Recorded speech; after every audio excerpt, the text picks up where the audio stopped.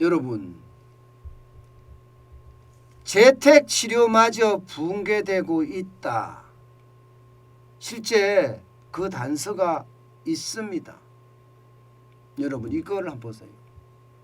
이게 정부가 발표한 내용인데요. 재택치료 감당 가능한 환자 수입니다. 정부가 발표한 것은요 10만 9천 명이에요. 의료기관 494개소에서 말입니다. 환자 150명을 의사 1명 내지 2명, 간호사 3명 내지 5명을 투입을 했을 때 가능한 숫자라는 거예요. 그런데 여러분 이거 어떡하죠? 큰일 났네요. 이미 이 재택치료는 점점 붕괴될 것 같습니다. 어제까지만 하더라도요. 어제까지예요. 어제까지 10만 4,857명입니다. 10만 4,857명. 그러면 오늘은 얼마나 될까요?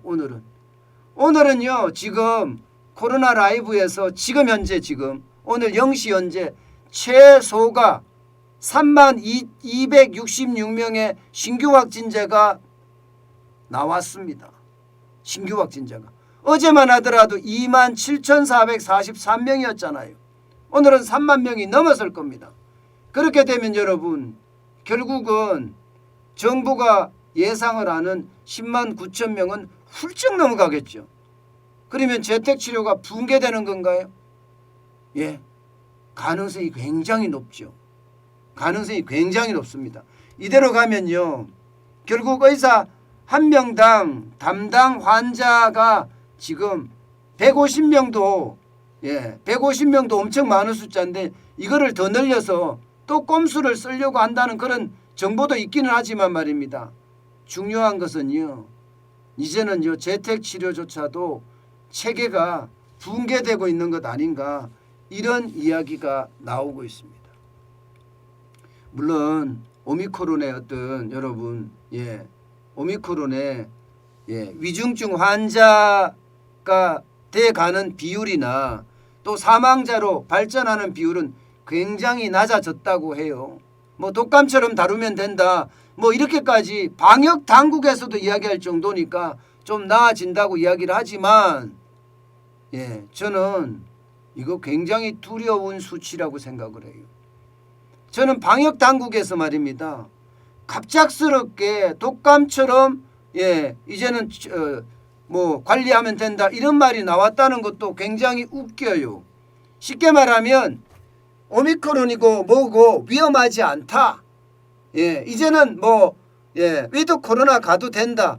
뭐 이런 얘기가 거기에 섞여 있는 거 아닌가요?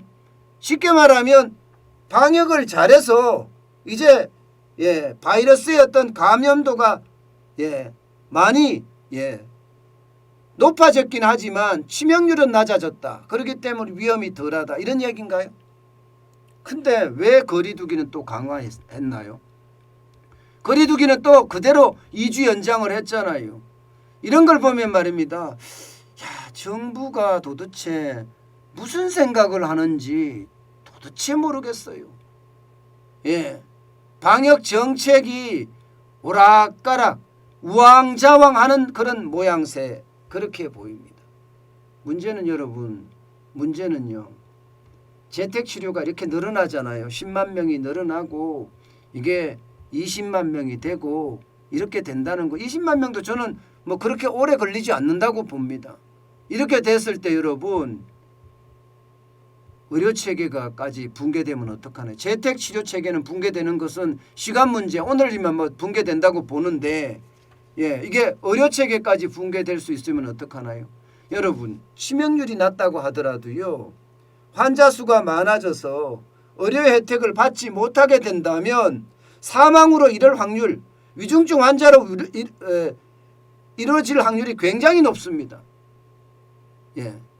이게 신규 확진자가 5,000명, 6,000명, 10,000명일 때는 그나마 위중증 환자를 관리해서 어떻게 간다고 하지만 이게 치명률이 낮다고 하더라도 3만 명, 5만 명, 10만 명이 갔을 때 과연 위중증 환자들이 지금처럼 유지가 될까요? 자칫 잘못하면요 또 한 번의 의료 체계의 붕괴까지도 지금 오지 않을까 그런 생각을 합니다. 정부에서는요 의사 한 명당 담당 환자 수를 늘려서 10만 9천 명이 아니라 15만 명까지도 할 수 있다고 이야기를 하지만 이것은 무리한 꼼수에서 자꾸 나오는 거예요.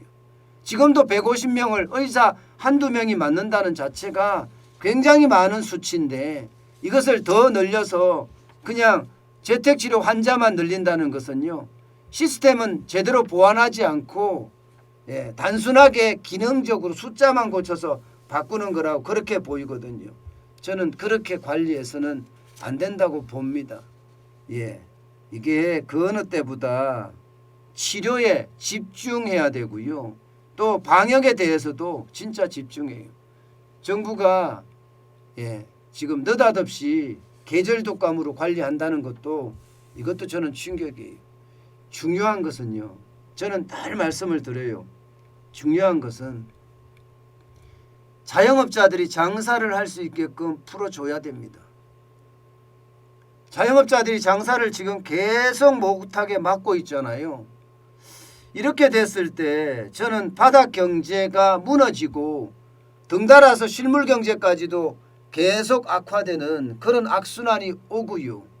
이것은 결국 기업에 타격을 주고 기업에서는 일자리를 못 만드는 최악의 수순으로 가지 않을까. 솔직히 그게 두렵습니다. 지금 그 어느 것보다가 장사를 할 수 있게끔 만들어주는 것 아마 이거 필요하지 않을까 싶어요. 문제는요. 앞으로인데요. 지금 수치를 보면 굉장히 위험해지고 있습니다.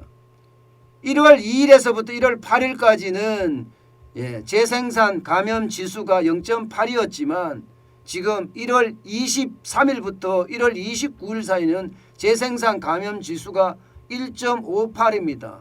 오늘 10,000명이면 내일 15,800명이 된다는 거예요. 쉽게 말하면 하루 이틀 사이에 지금 0.5배에서 2배까지 늘어난다는 이야기잖아요. 그러면 여기에 대한 어떤 철저한 대책이 있어야 되는데 그러한 대책 없이 말입니다. 이게 무작정 계절 독감처럼 관리한다는 이야기를 해서는 안 된다는 것.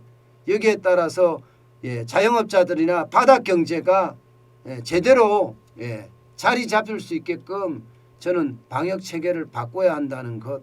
이것은 그 어느 때보다 중요하다고 봅니다. 위중증 환자 관리를 중심으로 해야 되겠죠. 사망에 이르지 않도록 정부가 최선을 다해야 되겠죠. 저는 그게 가장 중요한 사망에 이르지 않게 하는 것. 이게 가장 중요한 방역 대책의 어떤 핵심이 아닐까 다시 한번 생각해 봅니다.